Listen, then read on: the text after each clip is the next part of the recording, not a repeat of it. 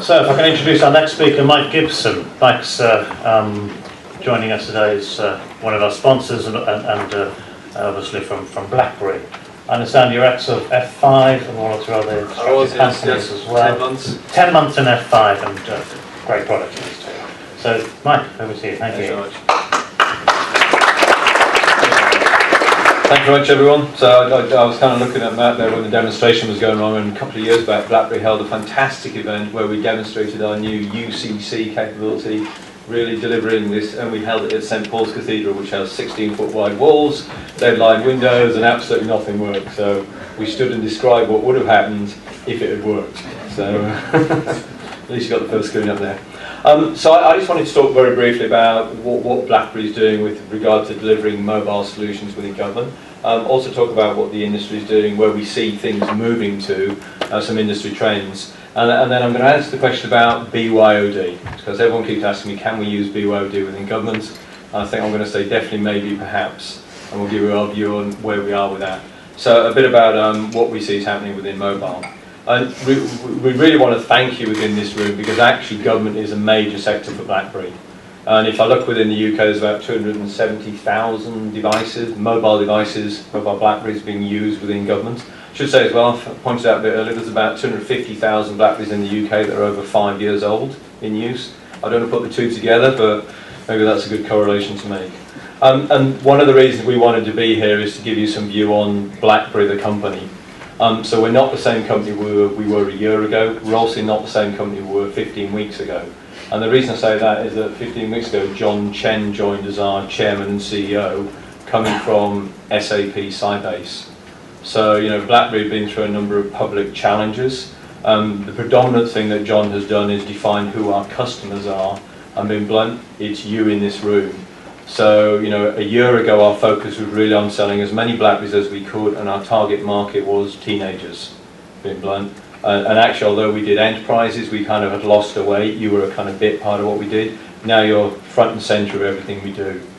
So John Chen's coming aboard, and in the past 15 weeks, with the exception of Dan Dodge, our executive board has changed completely, and he's brought in a whole load of industry professionals, all come from a software and services background. So I'll talk more about why that's relevant to you. At the top, there's a few facts and figures. One is we've got about, it says 30,000, but about 35,000 BES 10s installed now, which is our new management platform. In the middle, probably an important bit, is we keep getting the questions about, is BlackBerry a platform for the long term? We have $2.7 billion in cash. And probably the biggest thing we did in the past 15 weeks is we've signed a manufacturing agreement for the handhelds with a company called Foxconn. They make the iPhone. Because there was a lot of concern about, okay, are you a product I can depend on? Will you still make BlackBerries? And if you're not making the volumes that you need, because of the consumer side not being that level of focus, will you get the price point? And that's what Foxconn does. They buy components in the hundreds of millions. And we've announced our first new BlackBerry a few weeks back that's going to be made by Foxconn. So really key to us. And the second big thing that they've done is they carry the balance sheet risk. So if we make too many or too few, it sits on their books rather than ours. That's really been absolutely key to what we're doing. So let's talk about the next one. Keep pushing the right button. And if you look at BlackBerry, the company, I sit on the left-hand side of the screen here. So I'm stood here as BlackBerry, the software vendor. And my role in life is to help you manage and control mobile endpoints, any mobile endpoint. So today we can manage iOS, Android and BlackBerry. We've announced the ability to do Windows 8. And our intention is you select the mobile platform that's right for your organization, for your needs, for your requirements, and we will help you secure that device, the applications and the data. Now it may be you need an end-to-end capability because you have requirements around security, health and safety, compliance, etc. And we'll then provide the devices, which really is the bit in the middle. And the important bit, having identified you as our customers, is we're now listening. So 2 or 3 weeks back we announced, I don't know if anyone's seen the new BlackBerry 10, but it's very touch driven. There was a lot of feedback from our corporate customers, our customers, that they like the buttons, the forward and back button, the telephone button. So we've announced we're going to bring back a outer BlackBerry 10 button that adds that band and those buttons back on it. So really an indication of listening to our customers. We've also announced we're going to be doing more compression on the BlackBerry device, because that was one of the key things we delivered for UI users. I think really the focus on everyone in this room is to let you know that we are listening to you as end customers, and we're paying attention, and really you are what's driving our future direction. Now that's not to say we've given up on delivering what consumers want, and in fact we're doing that by containerizing Android. So within BlackBerry now we've now got an Android emulator that today means we can support about 85% of Android applications, and our intention is to drive that to 90, 95%, maybe even 100 by the end of this year. So really focused on giving you a platform that is open in terms of applications, but has the control and capabilities and security that you expect in the organisation you're working in. And on the right hand side probably is the surprising element of BlackBerry, because I think we've now stepped back and said, what are our key elements that we do? So we bought a company called QNX about 4 years ago. That's an embedded operating system. So you build kind of software streams upon that. It forms the foundation of BlackBerry 10. But today it's in 460 brands of car. It sits in wind farms, it sits in production lines, it's in most high-end medical equipment. So it's really key when you look at this Internet of Things and where things are going, that's kind of part of the future. And we do see there's a real great capability for us to kind of leverage that and to help you innovate as you go to connected homes and connected cities, connected towns and everything else. You know, healthcare starts to become actually real-time and connected. I'll talk a bit more about that later on. And then jumping back to enterprise again, because we're focused on enterprise, another big focus for us is taking BBM, which is a consumer platform, and bringing out an enterprise version. So we've announced a platform called eBBM, Enterprise BBM, which in effect taking the ability for enterprise, hooking it back in so you can run it within a private user group within your organization, having a public environment if you want that, but giving you logging and compliance, and importantly allowing you to gateway into either Microsoft Lync or Cisco Jabber. So, you know, hopefully saying going, everything we're trying to do is back to our foundations of delivering what enterprises and government organisations expect. So really big focus for us. We're on the right trajectory. We're a quarter ahead of our cost reduction program. We've kind of done everything we need to do behind the scenes. We've signed all the right manufacturing agreements, so we're back in the game, as we like to say. So that was a big sales pitch there, so I appreciate that. So if I just look at some of the quick things that are happening within this, some facts and figures on this chart, I'll probably talk about 3 of them. The top one's really saying, you know, you've got to protect your data, because for every time there's a data infringement, it costs about $194. And I did ask my marketing team for some UK facts and figures, and they said just divide by 1.54, which I thought was very useful. So thanks to them. At the bottom down here, we do see that actually, I think we talked about some great innovation already, but we see mobile innovation is really key to delivering new services. And what I mean by that is, and we've got a great example, we've been working with a software development company, and they're now taking the ability to do accreditation by scanning a passport or an ID card in real time where you are. So rather than taking a copy of an ID card or a passport and putting it into a paper process, they're able to literally scan that in real time and verify that this person's identity and accreditation. So, you know, that's got some great examples of usage. Even things like, you know, setting up a bank account. We're seeing the banks are really interested in that, because today they take a copy of someone's passport, they send it off, and 2 weeks later they come back and say, yes, we're willing to give you a commercial loan. Whereas what we're now able to potentially bring with this mobile world is to say, in real time, actually we've verified your identity, we've gone back, we've securely agreed it, we're going to say yes to that today because you passed the criteria. So I phone up my potential customer in 9 days' time to close my deal, and actually someone closed it 10 minutes after I left because they were able to say yes in real time. But obviously you can see how that type of technology, because of the immediacy of mobile, being able to do things in real time, is really the big change. So we see mobile applications, mobile delivery, and being able to use that customer information at the point of delivery is really what mobile does. And I think the thing that, you know, we BlackBerry bring to the party is giving you the ability to move that key confidential information out to an endpoint whilst maintaining the security and control that you need over it. And the worrying bit, or the positive bit in the middle, is they're saying, this is a report by Strategy Analysts, they're saying that there'll be 752 million business use smartphones in the world by 2016. The bit that's worrying is 273 of them have some form of management on them, and there's about 480 odd million that won't. And the question for everyone in the room is, are you one of the 273 that's got the management capability, and also are you working with companies and organisations and partners who aren't in that other thing? Because although you may be secure, the company you're working with may not be. And that's kind of one of the things we're trying to emphasise, is actually you've got to have some ability to, as a minimum, control the device and maybe control the application and the data. So really key to us. But back to creating new services, which is what it's all about. This is about using these mobile technologies in a completely different way. I think we talked a bit about where that's going. So the final big one, just to add to your woes, is in 10 years' time, and I keep seeing the figures of 2020, there's estimates that between 50 and 1 trillion devices will be connected to the internet. So today there's about 5 billion smartphones out there that everyone's worried about. Obviously a huge amount of them you touch. We're going to add to that complexity, or maybe not. You're going to be delivering care in the community, housing programs, management, intelligent buildings. You've got to be able to now worry about how do you manage that information.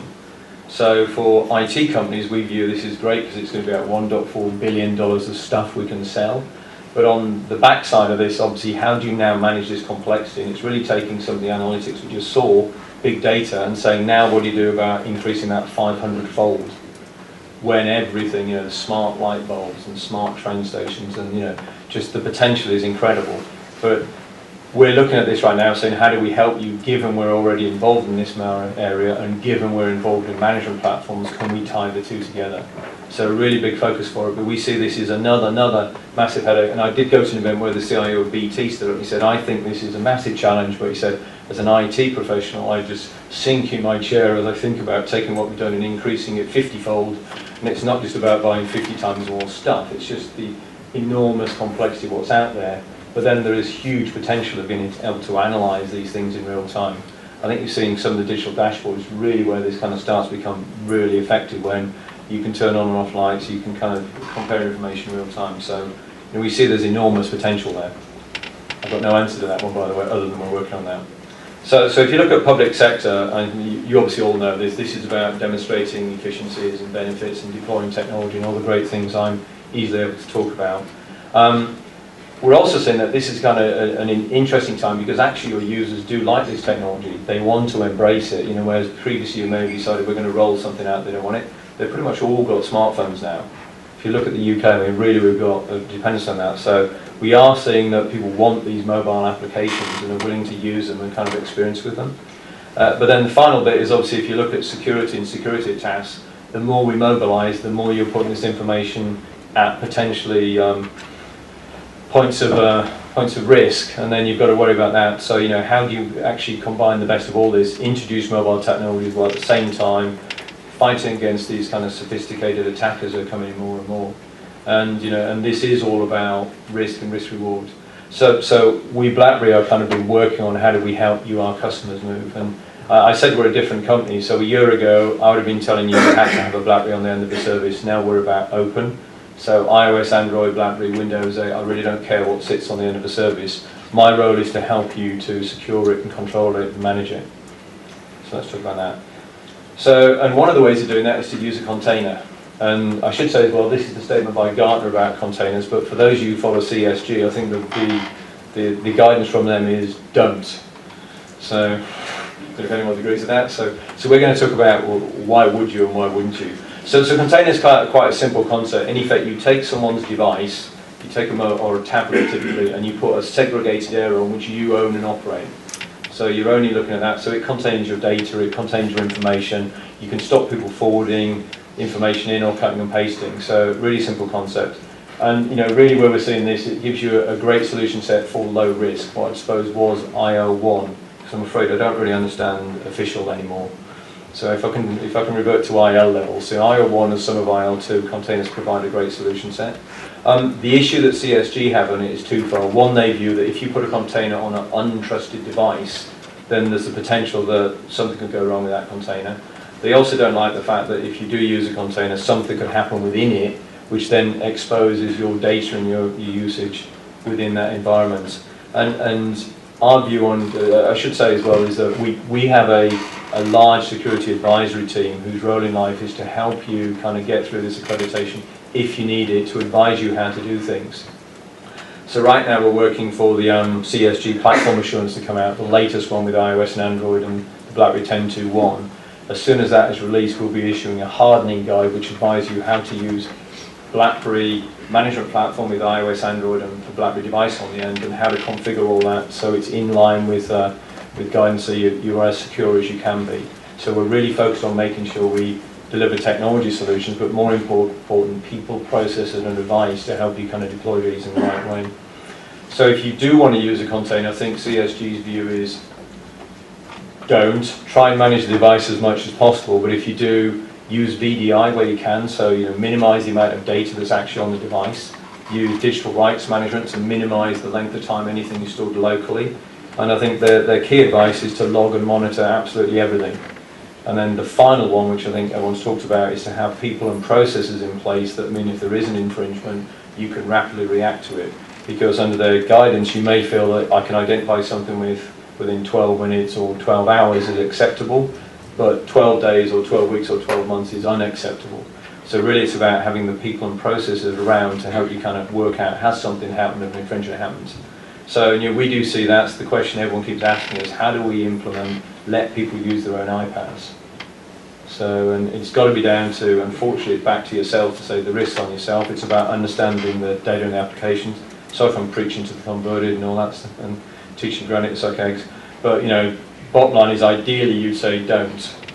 And that's where we see industry and potentially government moving to. So within industry, I think they're starting to realise that BYOD is becoming painful. Actually, they're saying it's becoming bring your own tablet, where it's a mobile device because of the complexities of dealing with the airtime of providing a consistent service across the hundreds and now thousands of different devices out there. Maybe it's easier to say, actually we're going to give you a standardized environment and just use your tablet within this. So we see bring your own tablets kind of is a route we're doing. So we have a container, we can drop it on a tablet. You've just got to be aware if it's an unmanaged device, there's a risk associated with that. And it's really down to yourselves to make the judgment on has that user got access to the right information, where are we? And I suppose my final statement on that is, let's stick with that one. So let's take the next one. So where we do see corporates and government organisations working to is actually a solution set called COPE.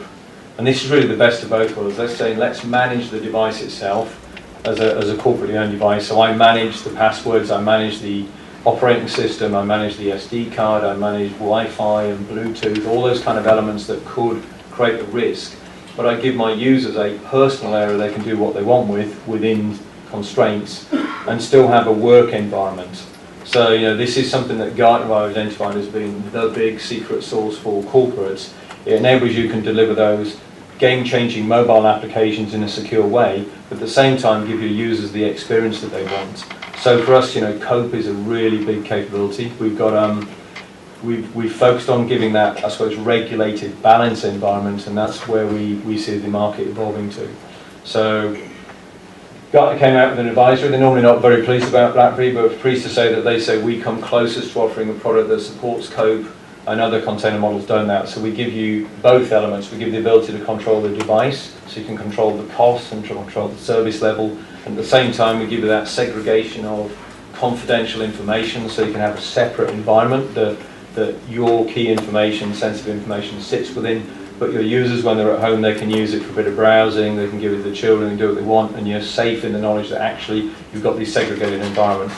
Plus you also stand, if they do anything that may infringe things on the personal side, you've got the full control of the device that gives you a view about what's happening. So we do see, for everyone in the room, if you need to do BYOD, we're very cautious about it, but then start looking at COPE as a potential solution. And then obviously if you want that fully regulated environment where you operate everything end to end, that's where BlackBerry's real high touch strength goes, and that's where you do need a BlackBerry on the end of it. So really focus on delivering these solutions into the sector. I think I'm running ahead of time. So BlackBerry really can help in a number of areas. So if you look down the bottom here, we're kind of talking about BlackBerry's infrastructure. For those who aren't aware of it, the key thing we do is we deliver a server that sits behind your firewall and provides connectivity to this outside world. Once you've got that, we can provide you with access to everything.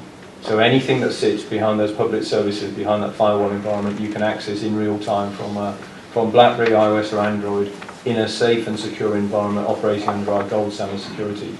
So we've really been focused on making sure we can, first of all, become device independent, and secondly, we can work with governments and CSG, etc., to look at how do we close all the kind of areas of risk and improve it as much as we can. And we're really focused right now on talking to you and CSG about what is it the users want to do, how do we stop users doing silly things, which is the biggest thing, give them the experience they want, but give them this invisible security layer that you can put upon it that secures your environment, your applications, and enables you to start doing this mobilization, which is really where we're going to get to. So I think that's about the end of my big sales pitch there. So in summary, we are committed to enterprise and government customers. It's really key to us, everyone in this room. We do want to talk to you, and probably more and more we want your feedback on what is it you want us to develop and how do you see the market emerging. We do see that mobilization is a key part of this investment in industry, and the example of being able to do this kind of identity authentication in real time using passport scanning is a great example of kind of changing a paper-based process to something that kind of delivers rapid results but helps you deliver new services. And then finally, all of this is underpinned by BlackBerry's world-class security, whether it's on iOS, Android or BlackBerry. So that's my kind of closing pitch, is to just say that we're an open organisation, we're here to help, and we'd welcome the opportunity to talk to you. Yeah. Thank you.